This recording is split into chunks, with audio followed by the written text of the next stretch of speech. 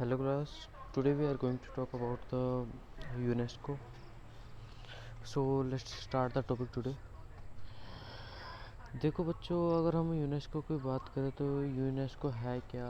UNESCO basically एक United Nations Educational Scientific and Cultural Organization है और ये स्पेशलाइज्ड एजेंसी है यूनाइटेड नेशंस की, जो कि पेरिस में जो है इसकी फॉर्मेशन हुई थी। और अब इसकी फुल फॉर्म की अगर हम बात करें, जैसे कि मैंने बताया, United Nations Educational Scientific and Cultural Organization. तो ये किस फील्ड में वर्क करेगी? आपके एजुकेशनल के फील्ड में वर्क करेगी और साइंटिफिक फील्ड में वर्क करेगी और कल्चरल फील्ड में वर्क करेगी। Basically its declared purpose is to contribute to peace. तो इसका जो पर्पज़ है वो क्या है कि ये शांति में योगदान करती है और सिक्योरिटी बाय प्रमोटिंग, सुरक्षा है ना, बाय प्रमोटिंग इंटरनेशनल कोलैबोरेशन, जो अंतर्राष्ट्रीय सहयोग है एजुकेशन में, साइंस में, कल्चर में, है ना, in order to increase universal respect for justice. किसको बढ़ाने के लिए? Universal respect for justice. हम ये कह सकते हैं सार्वभौमिक सम्मान किसके लिए? न्याय के लिए। द रूल ऑफ लॉ के लिए, है ना, कानून के नियम के लिए, और ह्यूमन राइट्स के लिए, साथ में जो उनकी जो मूलभूत जो स्वतंत्रता है, फंडामेंटल फ्रीडम, है ना, जो कि जिसकी जो घोषणा की गई थी, किसमें करी गई थी? यूनाइटेड नेशन चार्टर में, proclaimed in the United nation charter.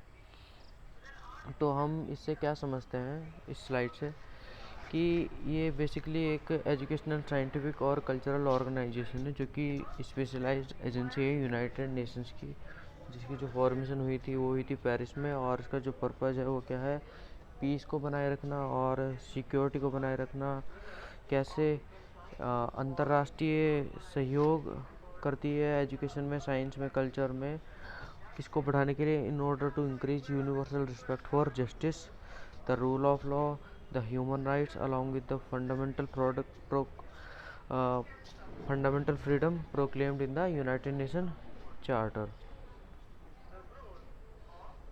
अब जो ऑर्गेनाइजेशन है वो उसमें जो है 193 मेंबर्स हैं और 11 जो है एसोसिएट मेंबर्स हैं। साथ में जो है पार्टनर्स हैं नॉन गवर्नमेंटल, इंटर गवर्नमेंटल और प्राइवेट सेक्टर में। और governed by the general conference and executive board. Govern कैसे होती है? जनरल कॉन्फ्रेंस और एग्जीक्यूटिव बोर्ड से। और the secretariat headed by the director general. इसका जो सेक्रेटेरिएट है यानी जो सचिवालय है वो हेडेड होता है, डायरेक्टेड होता है किसके द्वारा? डायरेक्टर जनरल के द्वारा। और implements the decision of these two bodies. तो जिससे ये गवर्न हो रही है जनरल कॉन्फ्रेंस और एग्जीक्यूटिव बोर्ड, उसको जो है ये जो दो बॉडीज़ हैं इसके जो डिसीजंस हैं उनको कौन इम्प्लीमेंट करता है? Director general. The organization has more than 50 field offices around the world and its headquarter are located in Paris. तो जो ऑर्गेनाइजेशन है उसके 50 से भी ज़्यादा जो है फील्ड ऑफिसेज हैं पूरे वर्ल्ड में, है ना। और जी इसके जो हेडक्वार्टर है वो कहाँ पर है? Located in Paris. UNESCO's mission is to contribute to the building of a culture of peace, है ना। क्या बिल्ड करना है? Culture of peace, the eradication of poverty, जो गरीबी है उसको मिटाना है, सस्टेनेबल डेवलपमेंट, है ना, और सस्टेनेबल डेवलपमेंट है उसको अचीव करना है, and intercultural dialogue through education, education के थ्रू इंटर कल्चरल डायलॉग, जो संवाद है, द साइंसेस, विज्ञान के थ्रू, कल्चर के थ्रू, और जो है कम्युनिकेशन के थ्रू और इंफॉर्मेशन के through. UNESCO works to create the conditions for dialogue among civilizations. तो यूनेस्को को का जो काम है वो कंडीशन क्रिएट करता है किसके लिए? संवाद के लिए, सिविलाइजेशन के बीच में, कल्चर्स में और पीपल्स में, based upon respect for commonly shared values It is through this dialogue that the world can achieve global visions of sustainable development, ताकि जो है सस्टेनेबल डेवलपमेंट का जो ग्लोबल विजन है वो अचीव हो सके, encompassing observance of human rights, है ना, mutual respect and the elevation of poverty, poverty कम हो सके, all of which are at the heart of UNESCO mission and activities. तो सभी के सभी ये क्या है, यूनेस्को के मुख्य जो है उद्देश्य हैं, मेन एम है, इसके मिशन और एक्टिविटीज़ के मेन एम है। यूनेस्को बेसिकली जो है focuses on a set of objectives in the global priority areas. तो बेसिकली जो प्रायोरिटी जो एरियाज है इसके वो अफ्रीका और जेंडर इक्वालिटी है, and on a number of overarching objectives, कुछ ये भी है, attaining quality education for all and life long learning. तो जो एजुकेशन है उसकी क्वालिटी अच्छी हो, है ना, और लाइफ लॉन्ग लर्निंग हो, mobilizing science knowledge and policy for sustainable development. Science knowledge को जो है मोबाइलाइज किया जा सके और ऐसी पॉलिसी बनाई जाए ताकि जो है सस्टेनेबल डेवलपमेंट जो है, जो ग्लोबली विजन है उसको अचीव किया जा सके। Addressing emerging social and ethical changes, तो जो सोशल और इथिकल जो चेंजेस जो इमर्ज हो रहे हैं उनके बारे में जो है उन पर ध्यान दिया जाए। Basically fostering cultural diversity, intercultural dialogue and culture of peace, इन सभी को बढ़ाया जा सके। Building inclusive knowledge societies through information and communication, तो जो समाज हो वो जो है ज्ञानात्मक हो, है ना, इंफॉर्मेशन के थ्रू और कम्युनिकेशन के थ्रू। अब बात करते हैं यूनेस्को जो है, जो किसी देश में हम कह सकते हैं हमारी हिस्ट्री को दर्शाते हैं, बेसिकली हमारी वैल्यूज़ को दर्शाते हैं, तो उनको जो है हेरिटेज साइट्स का ये दर्जा देती है, वर्ल्ड हेरिटेज साइट्स का।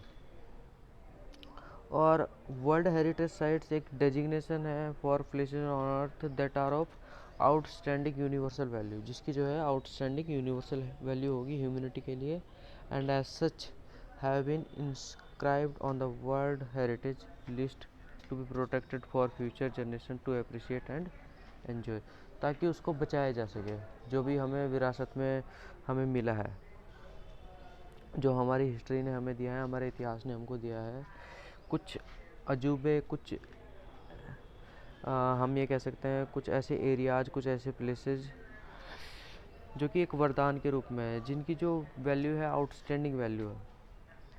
और बेसिकली अगर यूनेस्को उसको वर्ल्ड हेरिटेज साइट का दर्जा दे देती है, विश्व धरोहर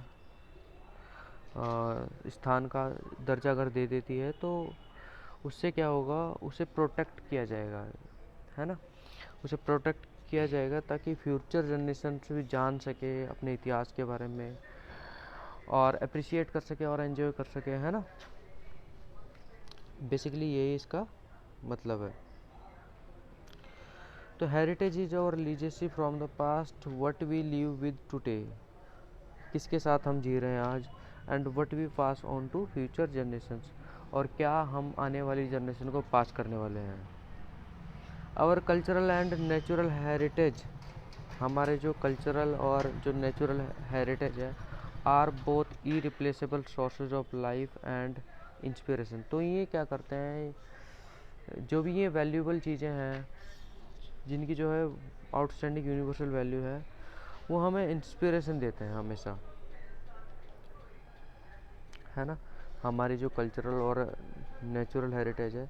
अब ये जो वर्ल्ड हेरिटेज साइट्स है, इसमें भी जो है 3 तरह की जो है हेरिटेज साइट्स होती हैं, कल्चरल होती है और नेचुरल होती है और एक मिक्स्ड होती है। 3 कैटेगरी होती है बेसिकली, जिसमें जो है यूनेस्को जो है वर्ल्ड हेरिटेज साइट्स में अगर वो कल्चरल होगी तो वो कल्चरल लिस्ट में आएगी, अगर वो जो है नेचुरल होगी तो वो नेचुरल लिस्ट में आएगी, अगर वो मिक्स्ड है तो वो मिक्स्ड में आएगी। जैसे कि जो पार्क हैं, है ना, नेशनल पार्क्स हैं, वो किस में आ जाएंगे, नेचुरल हैबिटेट्स में, sorry natural world heritage site में, है ना। और जैसे ताजमहल हो गया, है ना, अजंता केव्स होगी, एलोरा केव्स हो गई, और बहुत सारी ऐसी चीज़ें हैं, है ना, जो इंडिया में है और जिनको जो है हेरिटेज साइट्स का दर्जा मिला हुआ है। तो वो किस में आ गई, हमारे कल्चरल में, और कुछ आती है मिक्स्ड में, जिनमें दोनों चीज़ें देखने को मिलती हों। हमारा कल्चर को भी वो दर्शाती हो और हमारी हमारे नेचर को भी वो दर्शाती हो basically. These are legally protected by international treaties. तो ये जो है लीगल तरीके से प्रोटेक्ट किए जाते हैं ताकि इनको बचाया जा सके। बेसिक जो फंडा है यहाँ पर वो क्या है कि ये जितनी भी वर्ल्ड हेरिटेज साइट्स हैं इनको क्या किया जा सके, बचाया जा सके फॉर फ्यूचर जनरेशन, ताकि वो अप्रिशिएट कर सके, एंजॉय कर सके, जान सके कि हमारा इतिहास क्या था और कैसी हमारी नेचुरल और जो है कल्चरल जो है हेरिटेज है। The sites are judged important to the collective interest of humanity. As of July 2018, a total of 1092 World Heritage Sites, 845 cultural, 209 natural and 38 mixed properties. तो ये कह रहा है कि जुलाई 2018 से जो है जो total number world heritage sites का है वो कितना है, 1092 है ना, 1092, जिनमें से जो है 845 यानी 845 जो है कल्चरल है, 209 जो है नेचुरल है यानी 209 जो है नेचुरल है, और 38 जो है मिक्स्ड प्रॉपर्टीज़ है ना। 38 कैसी हैं, मिक्स्ड प्रॉपर्टीज़ है। Exist across 167 countries. अब ये जितनी भी है 1092 है ना, ये सारी की सारी कितने देशों में फैली हुई है, 167, 167 देशों में ये फैली हुई हैं, जिनमें से जो है इटली के पास सबसे ज़्यादा है, कितनी है, 54 साइट्स हैं, has most of any country. सभी अन्य कंट्रियों में इटली के पास जो है सबसे ज़्यादा है। उसके बाद जो है चाइना है जिसके पास 53 है, उसके बाद स्पेन जिसके पास 47 है, उसके बाद फ्रांस जिसके पास 44 है, उसके बाद जर्मनी जिसके पास भी 44 है, और उसके बाद इंडिया जो है कितने नंबर पे आया, Italy, China, Spain, France, Germany, है ना, तो ये छठे नंबर पे आया हमारा इंडिया 37, और मैक्सिको के पास 35। तो ये कुछ नंबरिंग है वर्ल्ड हेरिटेज साइट्स का कि किसके पास कितनी है। सबसे ज़्यादा इटली के पास है, टोटल कितनी है, 1092, जिनमें से कल्चरल 845, 209 नेचुरल, 338 जो है मिक्स्ड प्रॉपर्टीज़ है, और 167 देशों में फैली हुई हैं, है ना। और चाइना के पास 53, स्पेन के पास 47, फ्रांस के पास 44, जर्मनी के पास 44, इंडिया के पास कितनी है, 37, ये भी आपको याद रखना है, मैक्सिको के पास 35। अब देख लेते हैं कौन कौन सी जो है कल्चरल साइट्स हैं। तो जैसे कि आगरा फोर्ट हो गया जो कि 1983 में declared as a world heritage sites, है ना। अजंता केव्स 1983 में करी गई, है ना। अजंता केव्स आपने सुना होगा, अजंता की गुफाएं, है ना। आगरा फोर्ट, है ना, जो आगरा का किला है ना। और archaeological site of Nalanda Mahavihara at Nalanda Bihar 2016, है ना। तो जो आर्कियोलॉजिकल साइट है किसकी, नालंदा महाविहारा की, एट नालंदा में, ये कहाँ है, बिहार में है, जो कि 2016 में। बुद्धिस्ट मोनूमेंट्स एट सांची में जो बुद्धिस्ट जो मोनूमेंट्स हैं 1989 में डिक्लेयर हुए। चंपनेर पावगढ़ आर्कियोलॉजिकल पार्क 2004 में, है ना, आर्कियोलॉजिकल पार्क है ये। और छत्रपति शिवाजी टर्मिनस फॉर्मरली जिसको जो है विक्टोरिया टर्मिनस के नाम से जाना जाता था 2004 में, है ना। ऐसे ही church and convents of Goa, Elephanta caves, है ना, Ellora caves, Fatehpur Sikri, great living Chola temples, है ना। Group of monuments at Hampi 1986 में, है ना। और group of monuments at Mahabalipuram 1984 में, group of monuments at Pattadakal 1987 में, हिल फॉरेस्ट ऑफ राजस्थान 2013 में, हिस्टोरिक सिटी ऑफ अहमदाबाद 2017 में, इवन जो जयपुर है ना, जयपुर की जो सिटी है वो भी इसमें इंक्लूड कर दी गई है वर्ल्ड हेरिटेज साइट्स में। और आपका जो है वेस्टर्न जो घाट हैं है ना, वेस्टर्न घाट जहाँ पर हॉटस्पॉट ऑफ बायोडाइवर्सिटी है इंडिया की, है ना, सबसे ज़्यादा बायोडाइवर्सिटी आपको वेस्टर्न घाट्स में ही देखने को मिलेगी। कहाँ पर देखने को मिलेगी? वेस्टर्न घाट्स में आपको देखने को मिलेगी। तो वो भी एज अ क्या है, वर्ल्ड हेरिटेज साइट्स का दर्जा है उसे। अब मिक्स्ड में एक ही है, कंचनजंगा नेशनल पार्क 2016 में इसको दर्जा प्राप्त हुआ। नेचुरल की बात करें तो इसमें जो है बेसिकली पार्क्स हैं हमारे, और ये कौन कौन से पार्क हैं, जैसे कि great Himalayan national park conservation area 2014 में हुआ, काजीरंगा नेशनल पार्क 1985 में, केवलादेव नेशनल पार्क 1985 में, मानस वाइल्ड लाइफ सेंचुरी 1985 में, Nanda Devi and valley of flowers national park ये 2005 में हुआ, और सुंदरबंस नेशनल पार्क 1987 में, वेस्टर्न घाट्स 2012 में, है ना। तो ये था कुछ इसके बारे में। नेक्स्ट क्लास में भी हम कोशिश करेंगे कि इसी टॉपिक के ऊपर बात करें। तब तक के लिए धन्यवाद।